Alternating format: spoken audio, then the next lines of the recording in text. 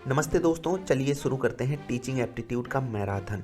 बहुत ध्यान से देखिएगा इस वीडियो को, क्योंकि इस वीडियो से आपको वो मिलेगा जो आपको अभी तक यूट्यूब पे कहीं नहीं मिला। मैं बता रहा हूँ इंटरनेट का यूज़ करके कैसे हम पढ़ाई करेंगे। एक एक चीज़ अभी आप देखोगे।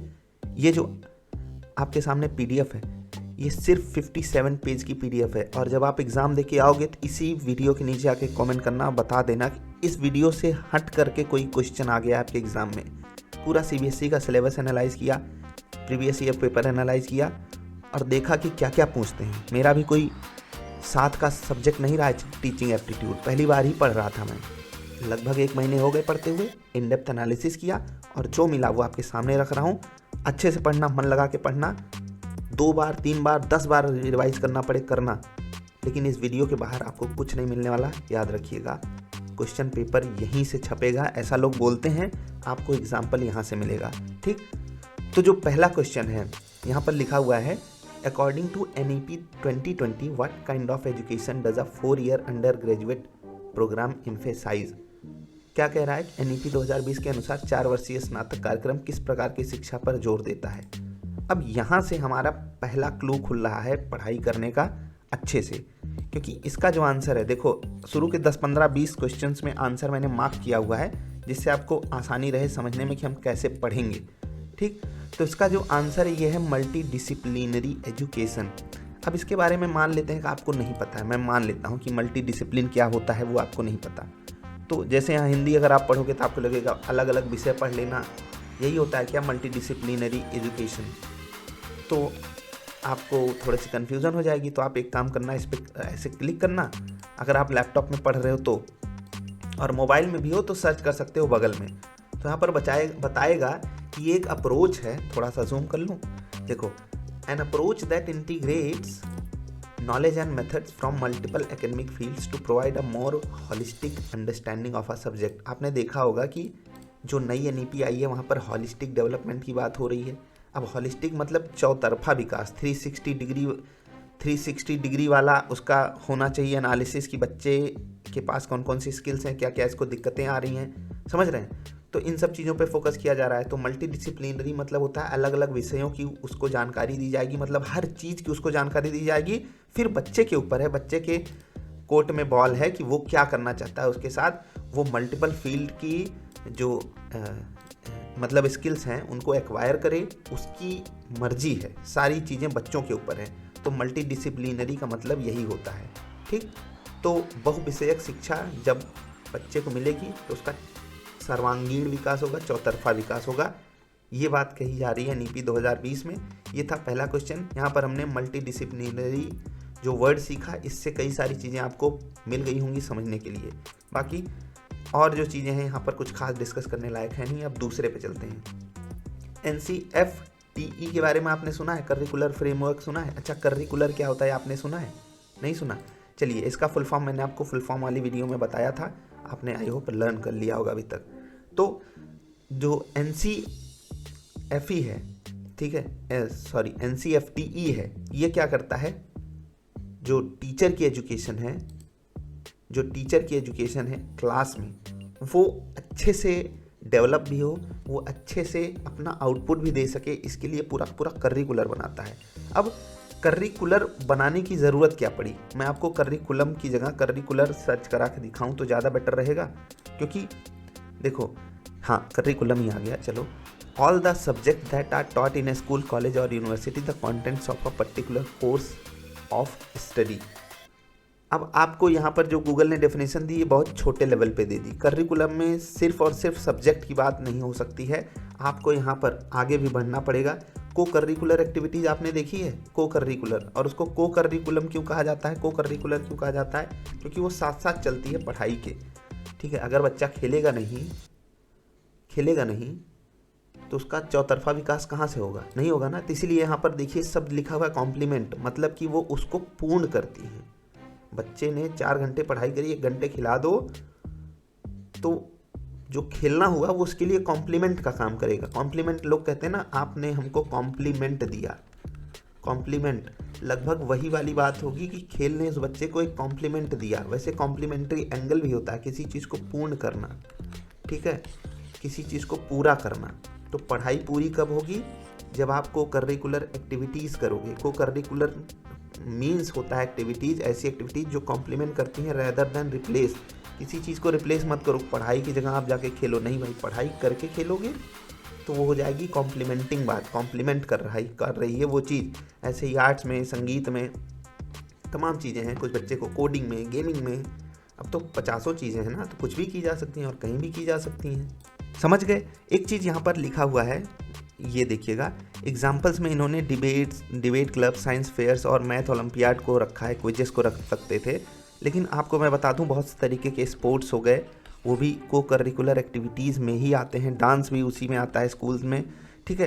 तो इन सब चीज़ों पे भी बच्चे को फोकस कराया जाता है, जिससे उसकी क्रिटिकल थिंकिंग और लीडरशिप स्किल्स डेवलप होती हैं, और ये बहुत ज़रूरी चीज़ होती है। अब हम वापस आते हैं, ऐसे ही आपको पढ़ाई करनी है, बहुत दूर भाग के नहीं जाना है कि नहीं नहीं हम ये चीज़ नहीं सीखेंगे। एक एक चीज़ आपको देखनी है। कई बार हमारे सामने जो ऑप्शंस होते हैं वो इतने इजी होते हैं कि हमको आंसर तो पता चल जाता है, लेकिन हम डीप में नहीं जाते। तो हमने NCFT के बारे में जाना कि ये क्या कह रही है कि जो लर्निंग गैप्स हैं, ठीक है, उसको सुधारे। लर्निंग गैप्स क्या होते हैं कि बच्चा कभी कभी सीख नहीं पाता है सिस्टम के फेलियर के कारण, वहीं से आता है लर्निंग गैप। बच्चे के पास पोटेंशियल भी है, वो चाहता भी है सीखना, लेकिन सिस्टम ऐसा गड़बड़ होता है, कभी ICT वाली चीज़ें नहीं आ पाती, कभी अच्छा टीचर नहीं आ पाता, कभी अच्छा इंफ्रास्ट्रक्चर नहीं आ पाता। तो according to NCFT 2009 the purpose of teaching includes, teaching का पर्पज़ क्या है यहाँ पर? वो है कि आइडेंटिफाइंग लर्निंग गैप्स। आइडेंटिफाइंग मतलब ऐसे लर्निंग गैप्स जहाँ पर दिक्कतें आ रही हैं उनको ढूंढना और इम्प्रूव कराने की कोशिश करना। जो सीखने की कमियां थी उनको पहले समझो और फिर उसमें सुधार करो, ठीक है, ये आपको ध्यान रखना है। 3 नंबर पे आते हैं ब्लूम टैक्सोनॉमी। ब्लूम जी की टैक्सोनॉमी जो है उसके बारे में मैंने आपको कंप्यूटर की जो कंप्लीट मैराथन है ना, ICT की जो कंप्लीट मैराथन 3 घंटे में है, उसके शुरुआत में ही समझा दिया था। और देखो यहाँ पर क्वेश्चन आ गया, और आपको बता दूं ब्लूम्स टैक्सोनॉमी ऐसी चीज़ है कि पढ़ो तो 5-10 घंटे अकेले इसी चीज़ में लग जाएं, लेकिन आपको सिलेबस से भी नहीं भटकना है भाई। आप सिलेबस से भटकोगे तो कहीं बचोगे ही नहीं। आपके सामने ये सिलेबस है, और सिलेबस में हमारे सामने साफ साफ लिखा हुआ है कि हमें सिर्फ ये चीज़ें पढ़नी है। क्या क्या है एक बार पढ़ लो। Teaching nature, characteristics, objectives and basic requirements, learners characteristics, factors affecting teaching, methods of teaching, teaching aids and evaluation system, बस। लेकिन एक चीज़ खतरे वाली जानते हैं आप यहाँ पर क्या है कि इतने छोटे में अगर कोई सिलेबस लिख रहा है, मतलब CBSE अगर इतने छोटे में सिलेबस लिख दिया तो इसका मतलब वो डीप जाने में चूकेगा नहीं, क्योंकि वो तो बोल देगा कि भाई फैक्टर्स अफेक्टिंग टीचिंग हमने दे दिया था। अब टीचिंग को क्या क्या चीज़ें प्रभावित करती हैं आप ये जानते हो? मतलब एक इकलौता टॉपिक है, मैं आपको बता दूं 6 महीने कम पड़ जाए इसको पढ़ने में। फैक्टर्स अफेक्टिंग टीचिंग, पूरी की पूरी रिसर्च इसी पे चलती है। आपको मैं गूगल करके दिखाता हूँ। देखो आप यहाँ पर अगर देखोगे, NTA के बारे में छोड़ो, जो लिखा हुआ है उसको पढ़ो। Teacher related like subject knowledge, teaching skills and personality. Learner related हो गया motivation, attention and physical health. Institution related हो गया teacher student ratio, infrastructure and management. तीनों लेवल पे बात की गई है, और इन्हीं तीनों लेवल पे हमेशा रिसर्च चलती रहती है। पूरा NAP इसी पे फोकस्ड है। आप देखो सिर्फ इस एक चीज़ से कहाँ कहाँ से क्वेश्चन फ्रेम किए जा सकते हैं आप सोच भी नहीं पाओगे। तो भैया करना क्या है? करना ये है कि जितना हो सके प्रीवियस ईयर क्वेश्चंस देखो और वहाँ से एनालाइज करने की कोशिश करो, हमसे पूछा क्या क्या गया है अभी तक। हम ये सब चीज़ें तो पढ़ेंगे कि टीचर के पास सब्जेक्ट की नॉलेज कितनी होनी चाहिए, इसके बारे में भी बात होगी। टीचिंग स्किल्स कैसी होनी चाहिए उसके पास, उसकी पर्सनालिटी कैसी होनी चाहिए। लर्नर रिलेटेड में भी मोटिवेशन, इंट्रिंसिक, एक्सट्रिंसिक, उसकी फिजिकल हेल्थ के लिए सरकार कई सारे इनिशिएटिव्स लेती है, मेंटल हेल्थ के लिए लेती है। इंस्टीट्यूशन से रिलेटेड है कि भैया प्यूपल स्टूडेंट रेशियो क्या होना चाहिए। इंफ्रास्ट्रक्चर के लिए, इवन मैनेजमेंट के लिए सरकार भर्तियाँ क्यों कर रही है अलग अलग पोस्ट पे, बच्चों के लिए तो कर रही है। तो वो हो गया, ठीक है। बाकी वापस आते हैं अपने PDF पे वापस, ठीक है।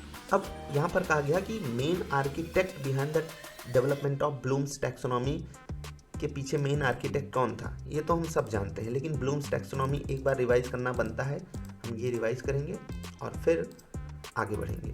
ब्लूम्स टैक्सोनॉमी क्या कहती है कि जो नॉलेज है भैया, जो आप चीज़ें रटते हो, वो सबसे छोटे लेवल की चीज़ है। अब कुछ लोग कहेंगे नहीं ऐसा हो ही नहीं सकता, सबसे छोटे लेवल की चीज़ कैसे हो सकती है। तो पहले स्टेप पे क्या आता है, रिमेंबरिंग, किसी चीज़ को याद करना। दूसरे स्टेप पे आता है समझना, ठीक है, समझना, किसी चीज़ को रटना आप यहाँ बोल सकते हो। अप्लाइंग मतलब किसी चीज़ का उपयोग करना, ठीक है, अनुप्रयोग बोलते हैं ना, किसी चीज़ को आप इम्प्लीमेंट कर दे रहे हो। इसमें भी बदलाव हुए हैं, ये भी आपको पता होना चाहिए कि कब इसको अब आगे बढ़ा करके चेंज कर दिया गया था। इवैल्यूएशन को पहले कर दिया गया था और क्रिएशन को सबसे टॉप पे कर दिया गया था। ये हम नीचे से ऐसे आ रहे हैं कि ये पहला लेवल है, दूसरा, तीसरा, चौथा, पांचवा, और ऊपर के जो लेवल से हमको हॉट्स बोला जाता है, हाई ऑर्डर थिंकिंग स्किल्स, ठीक है। इस पे भी क्वेश्चन बनते हैं और ब्लूम्स टैक्सोनॉमी से ही आपको बताना पड़ेगा कि क्रिएटिंग हो गया, इवैल्यूएशन हो गया, इवैल्यूएटिंग हो गया, एनालिसिस हो गया, ठीक है। और यहीं पर आपको जैसे सिंथेसिस का मतलब होता है ना क्रिएशन, तो कुछ भी दे करके वो पूछ सकता है, इसीलिए मैं आपको ये दिखाना भी चाहूँगा, ठीक है। फ़ोटो में वो ज़्यादा बेटर दिखेगा, मैंने आपको ये दिखाया था। ये आप ध्यान से देखो, यहाँ पर थोड़ा सा ये लोग भी, गूगल वाले भी मजाक करते हैं, बच्चा देख ही समझ ना पाए। चलो यहाँ से आपको समझ में आ रहा होगा, कोई बात नहीं, हम इतने में ही समझ लेंगे, हम लोग मजबूरी का रोना नहीं रोएंगे। पहले आप किसी चीज़ को रिमेंबर करते हो, कोई आपसे बोले कि मैं बहुत ज्ञानी हूँ, तो बोल दो तुम्हें कुछ नहीं आता, तुम सबसे लोअर लेवल पे हो, ठीक है। क्योंकि ज्ञानी वो कैसे होगा, वो रिमेंबर इन्फॉर्मेशन गैदर कर करके खुद को ज्ञानी बोल रहा होगा, जबकि उसके पास कोई समझ नहीं होगी। अगर आप किसी चीज़ को समझ गए अच्छी बात है, उससे भी ऊपर की चीज़ है अप्लाई। अप्लाई आपने कर लिया तो आप हॉट्स की सीढ़ी पे आ गए, high order thinking skills. Question आपको ऐसे दे देगा कि हॉट्स क्या है, आपने किसी चीज़ को समझ के अप्लाई कर दिया तो बेसिक हॉट्स में आ गया। लेकिन आपने अगर एनालिसिस करना चालू कर दिया भैया, आपने किसी चीज़ को एनालाइज कर लिया, तो आप हॉट्स की सीढ़ी पे ऊपर चढ़ गए, इवैल्यूएट कर लिया, ठीक है। इवैल्यूएशन मतलब जांच पड़ताल कर ली, जांच लिया, परख लिया खुद को, तो आप अगली सीढ़ी पे आ गए। और अगर आपने क्रिएशन कर दिया, किसी चीज़ को बना दिया, तो मैंने आपको बोला था ना, अगर आप क्वेश्चंस खुद से फ्रेम करने लग जाओ तो आप टॉप लेवल पे हो नॉलेज के। लर्निंग का जो प्रोसेस है वो आपके ऊपर सक्सेसफुल रहा। अच्छा, ब्लूम की टैक्सोनॉमी में हमको दो चीज़ें बहुत ध्यान से समझनी पड़ेंगी। यहाँ पर देखिएगा बहुत ध्यान से कि भैया इनकी जो टैक्सोनॉमी थी 1956 वाली, इसको अपडेट कर दिया गया 2001 में। जो सिंथेसिस था उसको बदल के क्रिएशन में कर दिया गया, और जो इवैल्यूएशन था, मतलब इवैल्यूएट वाला पार्ट था, ये चेंज हो गया, सॉरी, इवैल्यूएशन वाला पार्ट चेंज हो गया इवैल्यूएट में। सिंथेसिस चेंज हुआ था क्रिएट में, और इवैल्यूएशन चेंज हुआ था इवैल्यूएट में। अब इवैल्यूएशन पहले होता है और क्रिएशन बाद में, ऐसा मॉडर्न साइंटिस्ट माने कि भैया जो क्रिएशन है वो सबसे टॉप लेवल की चीज़ है। पहले भी क्रिएशन सेकंड टॉप पे थी, ठीक है, और इवैल्यूएशन आखिरी माना जाता था। क्रिएट करके आप इवैल्यूएशन करो, लेकिन फिर माना गया नहीं भैया इवैल्यूएशन पहले कर लो और क्रिएशन बाद में। ये चीज़ आप याद रखना। अच्छा, नाउन से वर्ब वाला फॉर्म भी कभी कभी पूछ लेता है, तो पहले नाउन था और नाउन के बाद ही जनरली वर्ब आता है। हम ग्रामर में पहले नाउन ही तो पढ़ते हैं, बाद में वर्ब पढ़ते हैं, तो ऐसे ही समझ लो, पहले नाउन था, बाद में उसको वर्ब वाला फॉर्म दे दिया गया। नाउन मतलब संज्ञा, यहाँ पर ये नाम ही दिख रहा है ना, नॉलेज भी एक नाउन है, कॉम्प्रिहेंशन भी एक नाउन है, और यहाँ पर कॉम्प्रिहेंशन की जगह सीधे लिख दिया गया अंडरस्टैंड। ये एक वर्ब हो गई ना, क्रिया हो गई, काम हो रहा है। रिमेंबर मतलब याद करना, यहाँ पर काम हो रहा है, समझ रहे हैं ना, क्रिएशन हो रहा है। आप किसी चीज़ को क्रिएट करते हो, आप काम कर रहे हो, क्रिएशन कर रहे हो, क्रिएट कर रहे हो, इसका मतलब समझो आप भगवान ही हो गए हो के एंगल से, ठीक है। वापस आते हैं अपने क्वेश्चन पे। आपको बता दूं आगे बढ़ने से पहले, ये 57 पेज की पीडीएफ है, और क्वेश्चंस अगर आप देखोगे खट खट खट खट खट खट खट खट, गेस करो कितने क्वेश्चंस हैं, गेस करो, गेस करिए, गेस करिए, गेस करिए। 100 प्लस 120 130 140 क्वेश्चंस हैं। 140 तक हमको जाना है। मुझे नहीं पता 1 घंटे, 2 घंटे, 3 घंटे, 4 घंटे कितने लगेंगे, लेकिन जितने भी लगेंगे वर्थ इट रहेंगे। याद रखिएगा, मैं इस वीडियो को कई पार्ट में करके डालूंगा, जिससे आपको देखने में भी कठिनाई ना हो, लेकिन बाद में इसको कंबाइन करके आपके लिए एक मैराथन के रूप में दे दूंगा, जिससे कि जिनको क्विक रिवीजन करना है वो खटाखट कर सकें। तो हमने ये 2 चीज़ें सीख ली। तीसरी चीज़ें भी हमको पता चल गई कि जो बेंजामिन ब्लूम थे, इन्होंने अपनी टैक्सोनॉमी दी, और इससे काफ़ी सारे क्वेश्चन हमारे उसमें आएंगे एग्ज़ाम में। अच्छे से आप भी पढ़ लीजिएगा, ये सब भी इम्पॉर्टेंट हैं। जीन पियाजे, जीरोम ब्रूनर, लेव विगोत्स्की।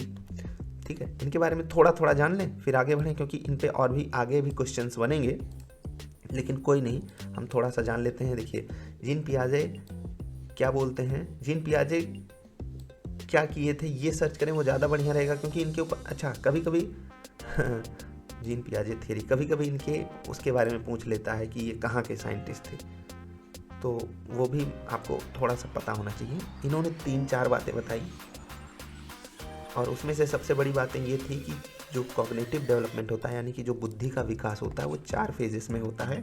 ये बोलते हैं सेंसरी मोटर स्टेज होता है। सेंसरी मोटर मतलब बच्चा सिर्फ और सिर्फ दुनिया के बारे में अपने सेंसस और मूवमेंट से ही सीख पाता है। ठीक, ये इन्होंने पहली बात बोली थी। दूसरी बात इन्होंने बोली थी प्री ऑपरेशनल स्टेज होता है, जो कि 2 से 7 साल का होता है। ये बहुत ज़रूरी है, इसको आपको याद रखना है, जहाँ पर चिल्ड्रन जो है वो बिगिन करते हैं सिम्बॉलिकली सोचना, किसी चीज़ को सिंबल के रूप में सोचते हैं और यूज़ करते हैं words and images to represent objects. ये होता है 2 से 7 साल में। और उसके बाद होता है कंक्रीट ऑपरेशनल स्टेज, जो कि आता है 7 से 11 साल में। और आखिरी स्टेज होता है फॉर्मल ऑपरेशनल स्टेज, जो कि हम आप जिसमें हैं, ये सिर्फ 11 साल से चालू हो जाता है। कंक्रीट ऑपरेशनल स्टेज में क्या होता है, children start to think logically about concrete events and can classify objects and understand concepts like conversation, that a tall glass of water has the same amount of water as a short one। तो मतलब ये बच्चे जो है ना, यहाँ से concrete operational stage का मतलब ये हुआ कि इनको डिफरेंस पता चलना चालू हो जाता है किन्हीं 2 चीज़ों में कंक्रीट लेवल पे। ठीक है, और पहले उनको ये सब बातें बताओ कि एक गिलास में वहाँ पानी भरा हुआ है, वो कहेंगे ये सब क्या है। इवन आप एनिमिज्म का नाम सुना है, एनिमिज्म आपने ज़रूर सुना होगा। ठीक है, ऑब्जेक्ट परमानियंस का नाम सुना है, ये सब हम अभी आगे पढ़ेंगे, और ये सब चीज़ें ज़रूरी भी हैं जानना। ये सब आप रिवीजन के तौर पे ही ये वीडियो देख रहे हो, मुझे पता है, लेकिन ये सब चीज़ें आपको पता रहेंगी तो अच्छा रहेगा। वापस आएँ, अगले साइंटिस्ट का नाम यहाँ पर दिया हुआ है जेरोम ब्रूनर। इन्होंने क्या कहा था भैया, आप देखो, इन्होंने 3 थियरीज दी। ठीक है, इनकी थियरी क्या कहती है, Brunner's theory of cognitive development की 3 फेजेस होते हैं, इनएक्टिव, आइकॉनिक और सिंबॉलिक। एआई मोड में आते हैं। एआई मोड में हमको पता चलेगा कि इन्होंने जो तीनों बातें बताई हैं, इसको हम अच्छे से समझ लेंगे। जो कॉग्निटिव डेवलपमेंट होता है 3 फेजेस में चलता है। एक एक्शन बेस, मतलब आप करते क्या हो, दूसरा आप किसी चीज़ को देख के कैसे वो करते हो, और तीसरी चीज़ आप आँख बंद कर लिए और सोच रहे हो, इमेजिन करके कैसे। कॉग्निटिव डेवलपमेंट इन 3 फेजेस में चलता है, मतलब 3 अलग अलग इन्होंने मूड्स बताए हैं। 3 मूड में कॉग्निटिव डेवलपमेंट होता है। ठीक है, ये हो गई। हम इनके बारे में और डीप में जा सकते हैं, लेकिन अभी अगले साइंटिस्ट पे चलते हैं, लेव विगोत्स्की। ये भाई साहब, ये तो काफ़ी इंपॉर्टेंट साइंटिस्ट हैं। इनके बारे में जानना इसलिए ज़रूरी है क्योंकि इन्होंने जो ZPD का नाम सुना है आपने, ZPD का नाम नहीं सुना, जोन ऑफ प्रॉक्सिमल डेवलपमेंट, किसी इसके फोल्डिंग के थ्रू होता है। ये इसके फोल्डिंग भी एक बहुत अच्छा टर्म है, इसके बारे में भी आप पता कर लो। मतलब ये वही बात हो रही है कि जोन ऑफ प्रॉक्सिमल डेवलपमेंट कैसे होगा। एक लेस मैच्योर बंदा होता है, एक मोर मैच्योर बंदा होता है। मोर मैच्योर बंदा लेस मैच्योर बंदे की मदद करेगा, लेकिन ये मदद कब पॉसिबल हो पाएगी, जब ZPD होगा, प्रॉक्सिमल डेवलपमेंट। प्रॉक्सिमल मतलब नज़दीकी, आसपास, जब उसके वो अवेलेबल होगा। कौन, मोर नॉलेजेबल वाला बंदा। तो इसके फोल्डिंग तो यहाँ पर बता दिया गया, सीढ़ी लगा दो, ये सब। लेकिन इसके फोल्डिंग थियरी अगर समझ लोगे इन टीचिंग तो समझ में आएगा। Teaching method where educators provide temporary support, मतलब आप एज अ टीचर हो, हल्का सा आपने बच्चे को सपोर्ट कर दिया और बच्चा आग लगा दिया पानी में, इसी भरी जवानी में। ठीक है, तो ये सब चीज़ें आपको थोड़ी थोड़ी पता होनी चाहिए। आप इन साइंटिस्ट के बारे में नहीं जानते तो और डीप रिसर्च करो। आपको मैं बता दूँ कि अभी तक हमने 3 सवाल किए, चलिए 2 और सवाल कर लेते हैं, फिर आपको बताऊंगा कि भैया हमने, आप ये याद रखना, हमने देखने में तो 5 सवाल किए, मैंने आपको अपनी तरफ से 50 सवालों से रूबरू करवा दिया। लेकिन अगर आप अपनी क्रिएशन वाली टेक्निक यूज़ करोगे, ब्लूम्स टैक्सोनॉमी याद है, तो इन 50 सवालों से आप 2 सवाल और निकालोगे तो 100 सवाल आपके खुद के हो जाएंगे और 50 यहाँ। तो हमने सिर्फ 5 क्वेश्चन डिस्कस करने में लगभग 150 सवालों से अपना वास्ता कर लिया। और ऐसे ही आपको पढ़ना है। आप सोचोगे कि नहीं मैं मैराथन देख लूँ और वहाँ सामने कोई आए बोर्ड पे बक बक करके चला जाए अपना कोर्स चिपका के हमको और हमने सीख लिया, तो ऐसा होगा नहीं। आपको एक्टिव पार्टिसिपेशन दिखाना पड़ेगा। टीचिंग मेथड्स में ये भी चीज़ होती है कि आप बच्चे को एक्टिवली कैसे पार्टिसिपेट करवा सकते हो। मैं चाहता हूँ कि आप एक्टिवली पार्टिसिपेट करो। जो भी लोग इस PDF का प्रिंट निकालेंगे उनसे भी रिक्वेस्ट यही है कि अगल बगल पूरा पेज भर देना, यहाँ भी लिखना, यहाँ भी लिखना, चारों तरफ लिख देना। मैंने इसीलिए जो वाटर मार्क था हर पेज से वो भी हटाया कि जिससे आपके लिए आसानी हो चीज़ों को करने में। तो अब अगला क्वेश्चन है कि who among the following gave classical conditioning theory. ये बहुत इंपॉर्टेंट थियरी है, इस पे सवाल भले ना आए लेकिन इसकी जो थियरी है ये आपके बहुत काम आने वाली है। इसकी जो थियरी है वो आपके बहुत काम आने वाली है। अब क्लासिकल कंडीशनिंग थियरी इन्होंने पैब्लो ने दी।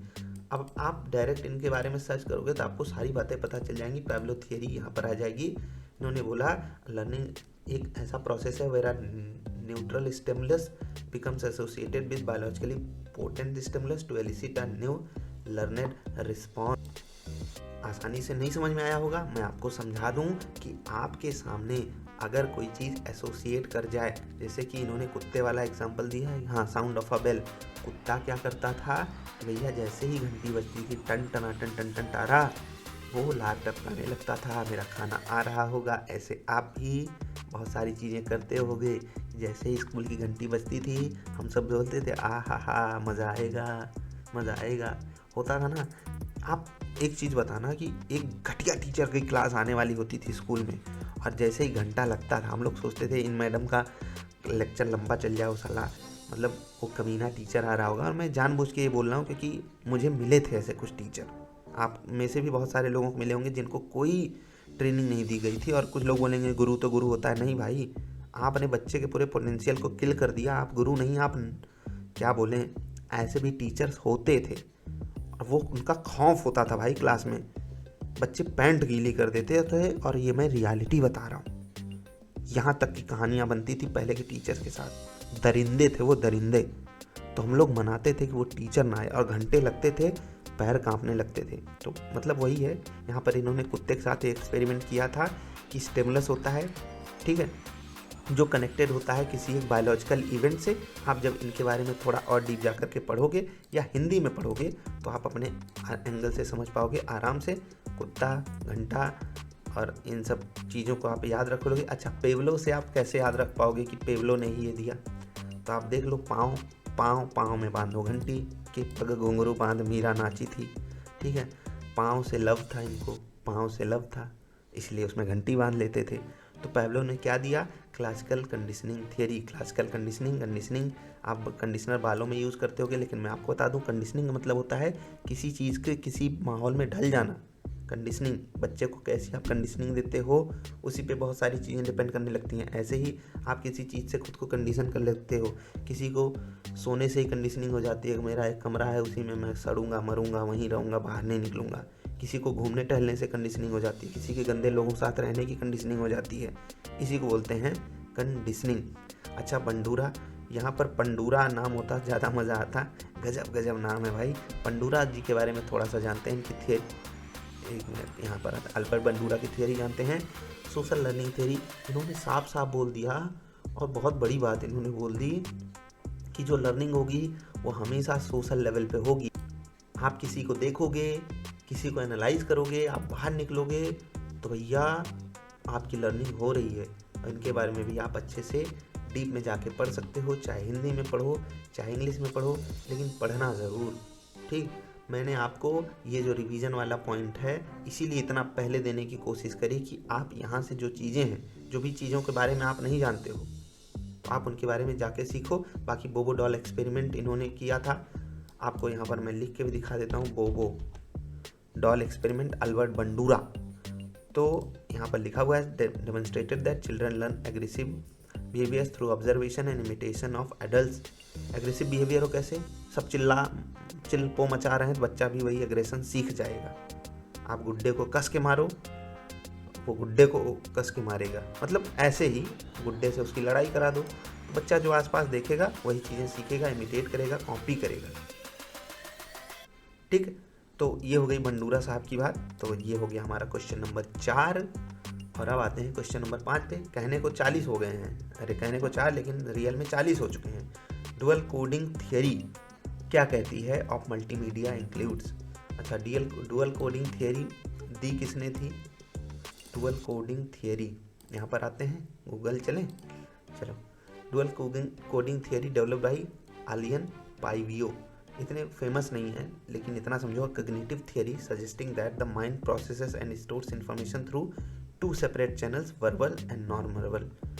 जो दिमाग होता है वो दो तरीके से अपने अंदर चीज़ें रखता है, एक होती है वर्बल, एक होती है नॉन वर्बल। जैसे कि वर्बल का मतलब, अच्छा एक चीज़ वापस आते हैं, यहाँ पर देखिए, वर्बल एंड नॉन वर्बल का मतलब होता है, क्या एग्जाम्पल दिया हुआ है, विजुअल प्लस वर्बल प्रोसेसिंग। अच्छा, इसने वर्बल को तो यहाँ रख लिया, और नॉन वर्बल मतलब होता है विजुअल। वर्बल मतलब बोल देना, मुंह से बोली हुई चीज़ें, अच्छा लिखा तो है मौखिक प्रसंस्करण, और दूसरा होता है किसी चीज़ को देख करके। ठीक, तो मल्टीमीडिया लर्निंग क्या होती है, उसमें डुअल कोडिंग थियरी क्या है, वो यही है। जैसे आईसीटी वाली चीज़ें इतनी प्रमोट क्यों की जा रही हैं केवीएस में, नवोदय में, ईएमआरएस में,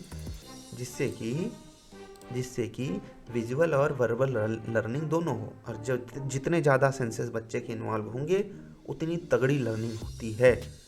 ठीक है, उतनी तगड़ी लर्निंग होती है। तो ये याद रखना कि जो dual coding theory of multimedia learning है, यहाँ पर दो चीज़ें इन्वॉल्व हैं, विजुअल और वर्बल। ऑप्शन इजी थे, लेकिन यहाँ से और भी क्वेश्चंस आप फ्रेम कर सकते थे। इसका answer technology, digital tools and भाषा संगम है। भाषा संगम के बारे में आपसे सवाल पूछ सकता है, बिल्कुल ही पूछेगा। याद रखिएगा, शिक्षा मंत्रालय की एक पहल है जहां पर एक भारत श्रेष्ठ भारत कार्यक्रम के तहत भारतीय संविधान की 8वीं अनुसूची में शामिल 22 भाषाओं को सिखाने पर केंद्रित है। भारत की 22 भाषाएं सिखाई जाएंगी भाषा संगम के थ्रू।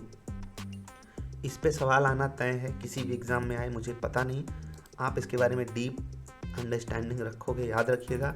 बाकी और चीज़ें हो गई कि जो NEP 2020 है, यहाँ पर इंडियन लैंग्वेजेस को किस पॉइंट से प्रमोट किया जाएगा, वो यहाँ पर साफ साफ लिखा हुआ है। ऑप्शन इजी थे, लेकिन इसके जो ऑप्शन हैं वो ऐसे हैं कि आप वहाँ पर डेप्थ में जा सकते हो भाषा संगम के अंदर। अच्छा, कुछ और चीज़ें भाषा संगम के बारे में आपको बता सकता है कि ये 22 लैंग्वेजेस हैं क्या, 22 Indian languages of 8th schedule. हो सकता है कहीं पूछ ले आपसे, तो इसके बारे में थोड़ा सा जान लेना। ये आपके सामने languages, Asami, Bengali, Bodo, Dogri, Gujarati, Hindi, Kannada, Kashmiri, Konkani, Maithili, Malayalam, Manipuri, Marathi, Nepali, Odia, Punjabi, Sanskrit, Santhali, Sindhi, Tamil, Telugu and Urdu. Hindi वालों अपना देख लो आप, तो ये हैं वो भाषाएं। तो इन पे आपको थोड़ा सा काम करना है। बाकी और जो चीज़ें हैं वो मैं आपको थोड़ा सा समझाना चाहूँगा अभी, कि हमने ये जो इतनी चीज़ देखी, यहाँ से आपको क्रक्स क्या निकालना है, कि क्या हम ऐसे ही पढ़ लेंगे और हमारा हो जाएगा। तो मैं आपको बता दूं, ये आपका सिर्फ 15% काम है जो मैं करवा रहा हूँ, कि आप देखो। रिवीजन का मतलब जानते हो, रिवीजन का मतलब होता है किसी चीज़ को दोबारा आकर के देखना कि मुझसे कुछ छूट तो नहीं किया, मुझसे कुछ गलती तो नहीं हो गई। आप कहीं भी टीचिंग एप्टीट्यूड पढ़े होगे, वेल एंड गुड। नहीं पढ़े हो तो यहाँ से आपको एक हिंट मिल रहा है क्या क्या पढ़ना है। आपको पता चल गया, जीन पियाजे पढ़ना है मुझे, बेंजामिन ब्लूम पढ़ना है, जेरोम ब्रूनर पढ़ना है, ठीक है। और इनको नहीं पढ़ोगे तो कुछ नहीं होने वाला भाई। आप 15 नंबर भी ला के दिखा दो, नहीं आएगा। और इन्हीं सबको पढ़ लोगे, आप आराम से 25+ स्कोर करोगे। और पेडागॉजी यहीं से बनेगी, पेडागॉजी यहीं से बनेगी, और उसमें भी आप बेटर स्कोर करोगे। तो ये आपके ऊपर है। बाकी जिनको PDF चाहिए सिर्फ, वो इस नंबर पे मैसेज करें, 880 80 90 501। याद रखिएगा, आप जिस नाम से नीचे कमेंट करो वही नाम आप बताओगे, मैं ये PDF आपको दे दूंगा। आपकी अपनी मर्जी, आप किस तरीके से समझते हो, इंटरनेट का यूज़ करके, मोबाइल का यूज़ करके, कंप्यूटर का यूज़ करके। लेकिन जिनको भी मेरे साथ पढ़ते रहना है आगे, वो 2-3 चीज़ें करेंगे जो हमने पीछे बताया, उसको और डेप्थ में खुद से जांचेंगे, क्योंकि मुझे इन सब चीज़ें पहले से पता है। आपको अगर पहली बार देखे होगे जीन पियाजे को, तो हो सकता है बहुत चीज़ें ना समझ में आई हो, तो खुद से समझने की कोशिश करो। बाकी अगर आप मेहनत करते रहोगे तो सीख जाओगे। 7 दिन का चैलेंज है, 7 डे चैलेंज, और 7 डे चैलेंज की 7 अलग अलग पार्ट में वीडियोज़ होंगी, जिनको मैं कंबाइन करके आपको दूंगा क्विक रिवीजन के लिए। लेकिन अगर आप आज से कनेक्टेड हो तो 7 दिन तक आपको आना है बैक टू बैक, और आपको वीडियोज़ मिलती रहेंगी और मैं आपको सिखाता रहूँगा। आज क्वेश्चंस कम हो पाए, लेकिन आगे की वीडियोज़ में हम भना भन क्वेश्चंस करेंगे, थोड़ा तेज चलेंगे। आज एक्सप्लेन करने में काफ़ी सारी चीज़ें चली गई, अच्छे क्वेश्चंस हमारे हुए हैं। अभी 134 क्वेश्चंस हमारे बचे हुए हैं, तो उन पे हमको फोकस करना होगा आगे। आपने यहाँ तक वीडियो देखी, आपका आभार। पसंद आई तो लाइक कर देना। नमस्कार।